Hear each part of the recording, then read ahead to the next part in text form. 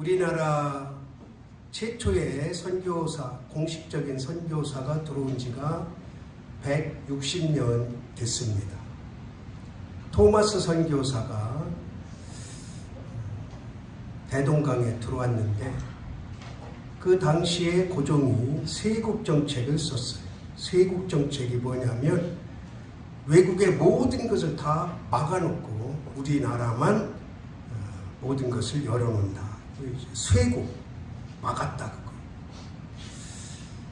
그러니까 외국 사람이 와서 우리나라 와서 뭐를 한다니까 안 된다. 그래서 배 위에서 순교를 당해. 그러니까 이제 선교사가 온다니까 많은 사람들이 이제 마중을 나갔을 거 아니에요. 그 중에 예수님 믿는 사람이 있었던 거 봐요. 토마스 선교사가 배 위에서 순교를 당하면서 성경책을 그 사람에게 건네줍니다. 성경책. 이 성경책이 나중에 이제 큰 복음이 불이 일어나는데 중추적인 역할을 하죠. 그리고 우리 장로교가 선교사가 들어온 지가 그로부터 약 20년 후에 140년이 됐죠. 올해가 140주년입니다. 우리 장로교 언더우드 여러분 잘 알죠? 언더우드 선교사가 우리나라 들어와서 장로교를 세웠어요. 제가 신학교 40여 년 전에 신학교 다닐 때 잠실 운동장에서 100주년 기념 행사를 했습니다. 그런데 그때 지금도 사진이 있는데 제가 찬양대원으로 그 100주년 기념 행사에 찬양대원으로 섰던 그 시기를 잘 타고나야 돼요. 하고 싶다고 되는 게 아니고 100주년에 찬양대원으로 아마 그 서울 교원교회에 있는 신학생들이 찬양대원이었는데 거의 뭐 한 1000명 이상 되지 않을까, 찬양대원만. 근데 우리 그때 음악과 교수님께서 매일 수업 끝나고 1시간 이상 연습해야 된다. 조건이에요, 조건. 그리고 그날 가서 찬양할 사람, 대원으로 할 사람 여기 붙어라. 저는 이제 신청을 해서 참 영광스러운 자리에 섰던 기억이 있어요. 140주년 됐는데 초기에 복음이 들어와서 크게 오해받은 말씀이 두 말씀 있어요. 이 말씀 때문에 복음이 상당히 많이 가로막혔고 60, 70년대 제가 이제 어려서 믿음 생활할 때 그때까지도 이 말씀이 오해가 돼서 많은 입방아에 올랐던 말씀 중에 하나. 첫 번째 게 뭐냐면 부모를 공경하지 않는다. 이 서양 종교는 부모를 공경하지 않는다. 왜 그러냐? 제사를 안 지낸다고. 그래서 이 부모를 공경하지 않는 것 때문에 순교당한 사람들이 많아요. 제사를 안 지낸다고 이것은 부모를 공경하지 않는 종교다.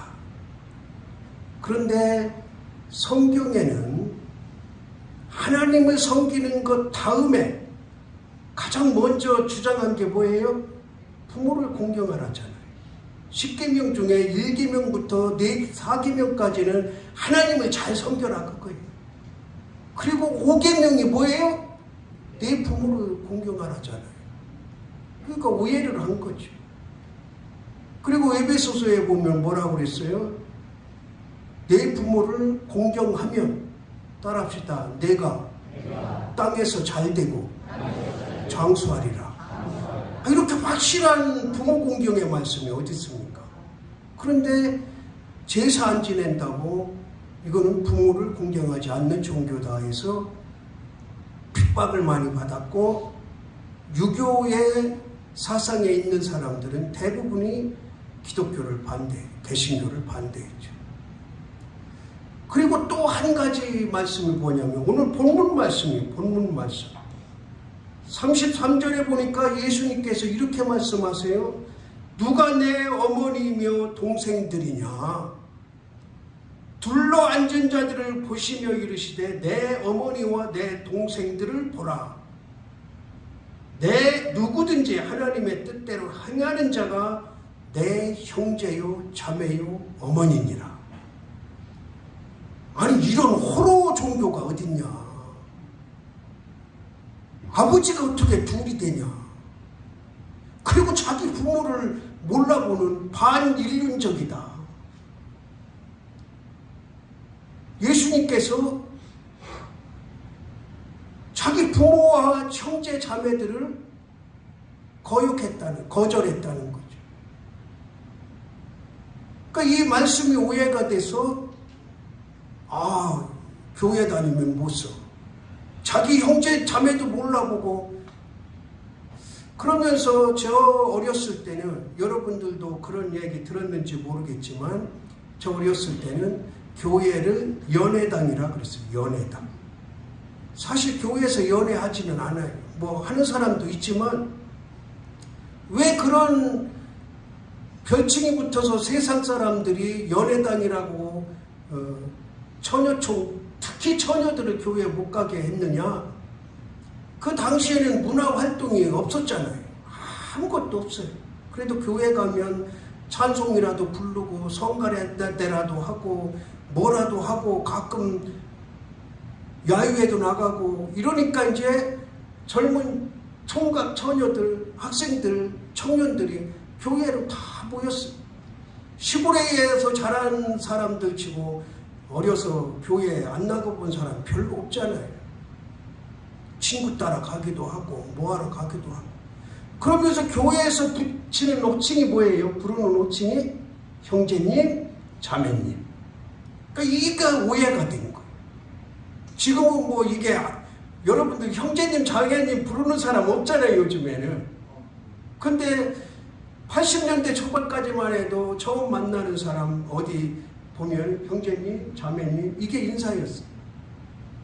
저도 목회하면서 모르는 사람, 전도 대상자 무조건 선생님으로 불러요. 선생님. 그 어떤 사람은 내가 왜 당신 선생이야? 이러고 이제 따지는 사람도 있고 그랬는데 제가 어렸을 때만 해도 형제님, 자매님 이 호칭이 상당한 오해를 일으켰어요. 그래서 아니 자기 형제, 자기 자매는 몰라보는 것들이 왜 거기 가서 형제님, 자매님 하면서 연애하고 다니냐. 이래서 복음이 전파가 가로막혀요. 근데 이게 다 오해잖아요. 그러니까 오늘 이 말씀을 우리가 그냥 문자적으로 보면 오해할 수밖에 없어요. 아니 예수님께서 이렇게 엄청난 사역을 하시니까 미쳤다 하밀러라 이런 소문이 나잖아요. 막 병자들이 일어나고 귀신이 내쫓기고 이러니까 이 어머니하고 동생들이 최소한 6명 이상이에요. 마태복음에는 이 동생들 이름이 나와요. 요셉, 야고보, 시몬, 유다 그리고 누이들. 그러니까 누이들이니까 최소한 2명 이상이잖아요. 그러니까 예수님 동생만 6명 이상인데 이 예수님 동생하고 어머니를 무시하는 거예요. 무시하는. 사역을 하다가 오랜만에 만났을 거 아니에요. 밖에 어머니하고 동생들이 찾아왔습니다. 그러니까 웬만한 사람 같으면 버선발로 쫓아나가야죠. 어머니인데 동생들인데 오랜만인데. 그런데 예수님은 거기 앉은 사람들을 둘러보셔. 쭉 둘러보셔. 그 앉은 사람들 핵심 인물이 누구예요? 제자들 있잖아요. 제자들. 제자들을 비롯한 거기 앉은 사람들을 쭉 둘러보시고 뭐라고 그러시냐면 누가 내 어머니며 내 동생이냐. 따라합시다. 하나님의 뜻대로 행하는 자라야. 그러니까 예수님의 시각은 영적인 시각이고 이 성경 말씀 그대로 보면 육적인 시각으로 보는 거죠. 그러니까 사람들이 야 어떻게 자기 엄마도 몰라보고 형제자매도 몰라보는 반인륜적인 종교를 믿을 수 있냐.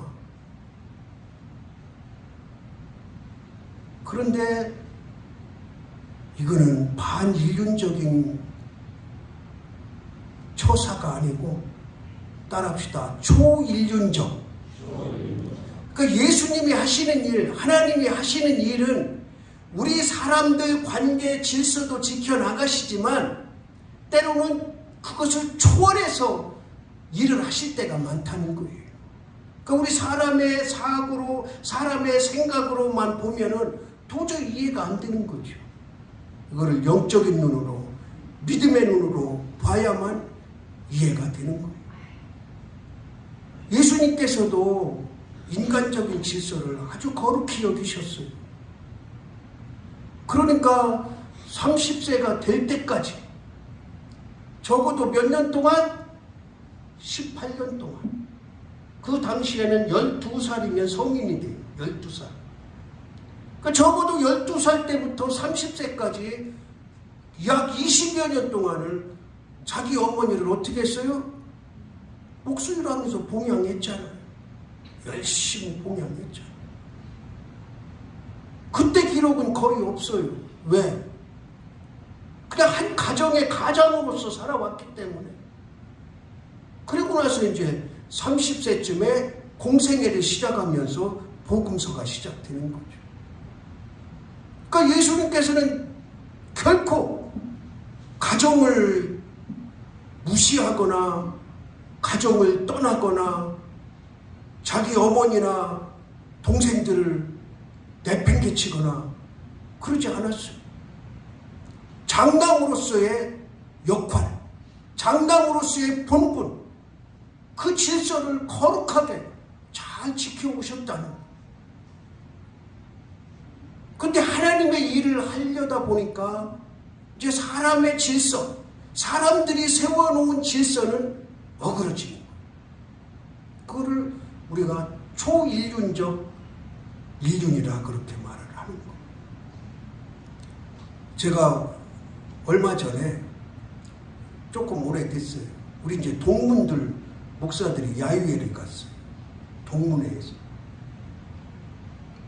그러니까 거기는 이제 나이가 천차만별이죠. 근데 이렇게 이제 쭉쭉 삼사모 이렇게 구경을 다니는데 어떤 이제 나하고 나이가 조금 비슷한 목사가 한 10년 정도 이제 후배가 충남노예를 온 지 얼마 안 됐어요. 거기는 사모님도 있고 목사들도 있고 한 30여 명 이렇게 쭉 있는데 저쪽에서 나하고 비슷한 목사가 그 얼마 온 지 얼마 안 된 목사를 이름을 크게 부르더라. 뒤에 호칭도 없어. 그냥 자기 동생, 자기 아들 부르듯이 누구야 그러더라.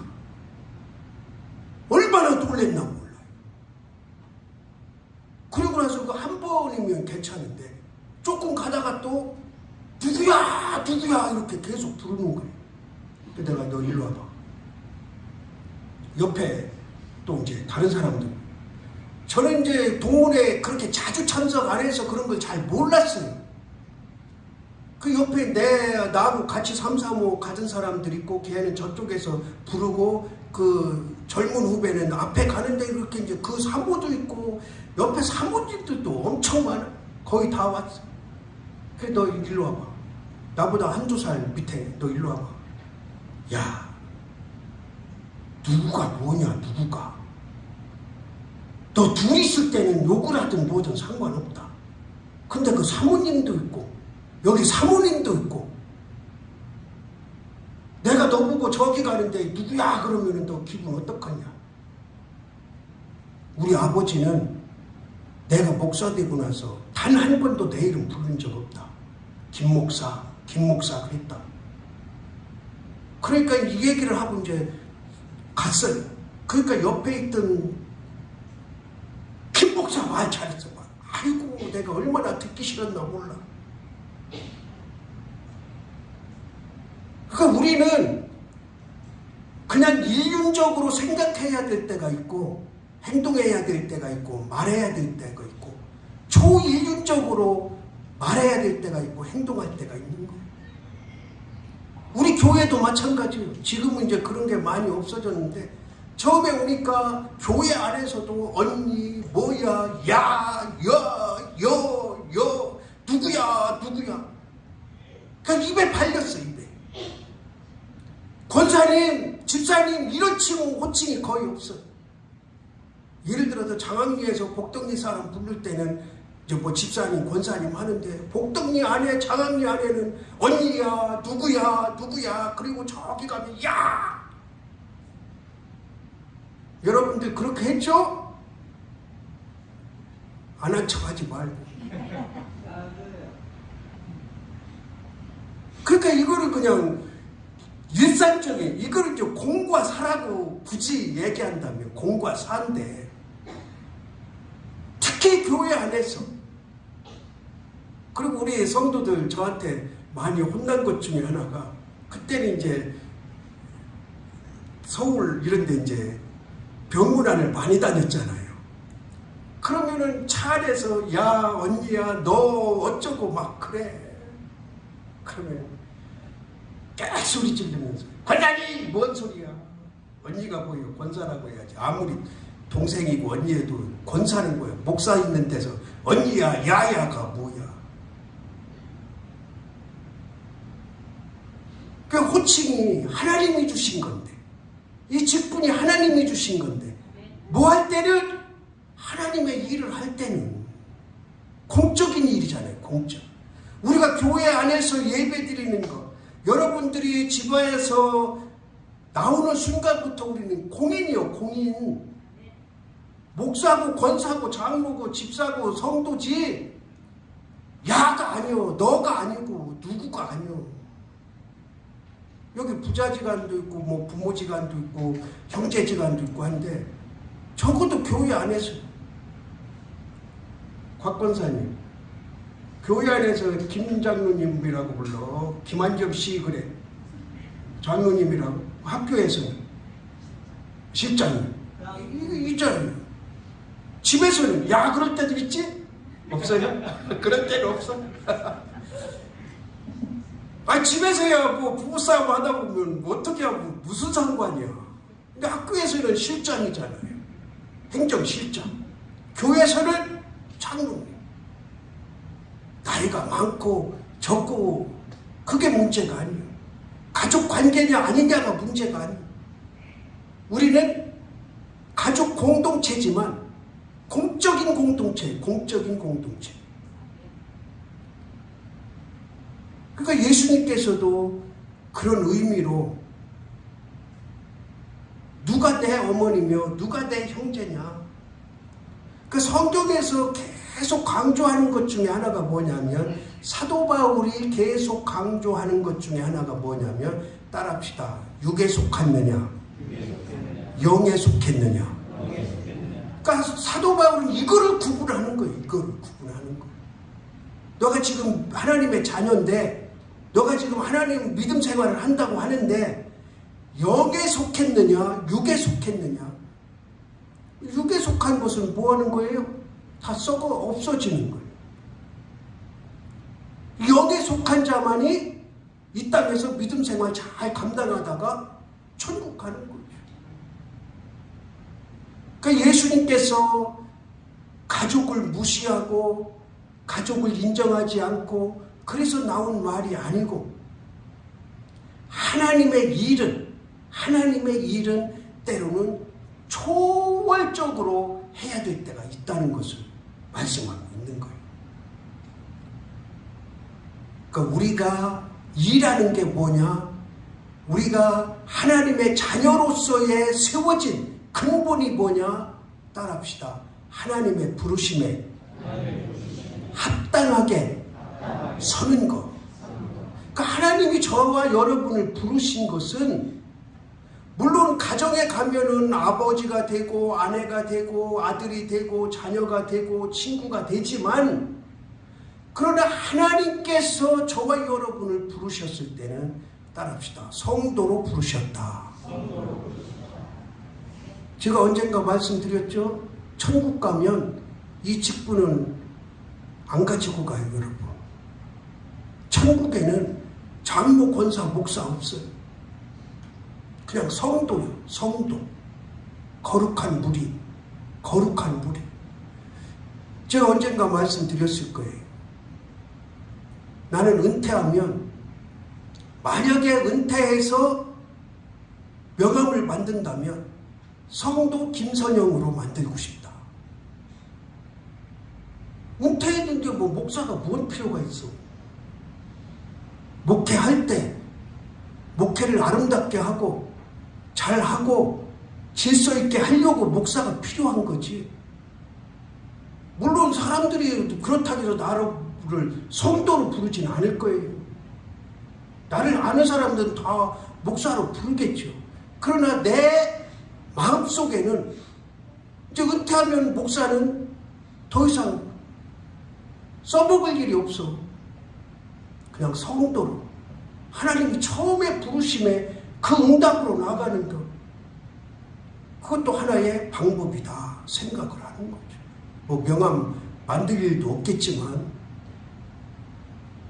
그러니까 우리는 하나님 앞에서 어떤 존재냐 하는 것을 중요시 생각해야지, 가정에서 개인적으로 그건 크게 중요치 않아요.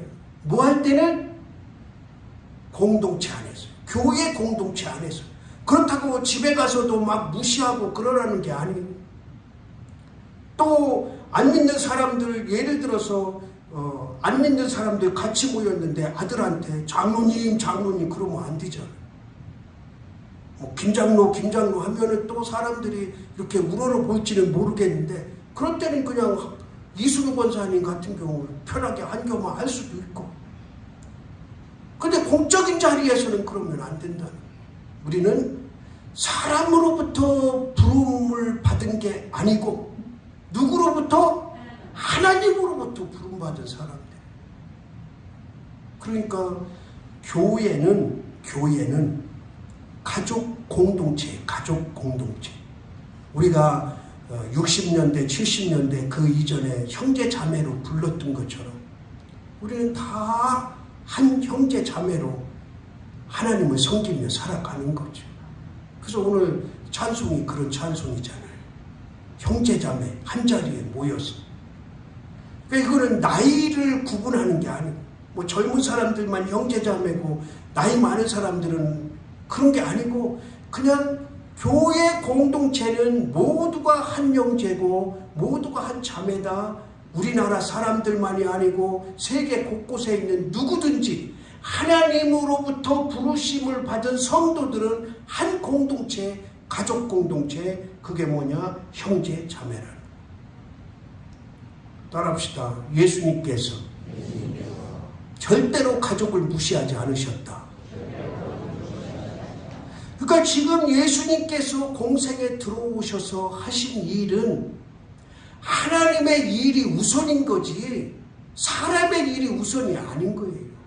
그리고 공생의 기간 동안에는 예수님은 하나님의 일만 하셔야 돼요. 이쪽도 발 담그고 저쪽도 발 담글 수가 없는 거예요. 이제 30대쯤 돼서 광야에서 40일 금식을 하시고 나서는 가족은 돌볼 수도 없고, 가족 공동체는 완전히 이제 인간적인 공동체는 떠나신 거죠. 그런 가운데 어머니와 형제 자매들이 오니까 제대로 가르쳐야 될 거예요. 제대로. 거기 있는 사람들한테. 그러니까 오늘의 본문의 말씀의 핵심은 가족 구성원을 어떻게 대하고 어떻게 관계를 맺고 이런 것을 말하고자 함이 아니고, 따라합시다. 하나님의 뜻대로 행하는 자라야 형제 자매요 어머니다. 그러니까 가족, 일반적인 유교 사상의 가족 공동체가 아닌 영적인 가족 공동체를 예수님께서 주장하셨고, 우리는 한 하나님을 믿는, 그리고 하나님의 뜻을 행하는 한 가족 공동체임을 늘 마음에 담고 살아가는 우리가 되기를 주님의 이름으로 바랍니다. 하나님 아버지, 어떤 말씀들로 인하여 많은 오해가 생겨 이 말씀으로 인하여 순교당한 이도 있고 어려움 당한 이들도 많이 있습니다.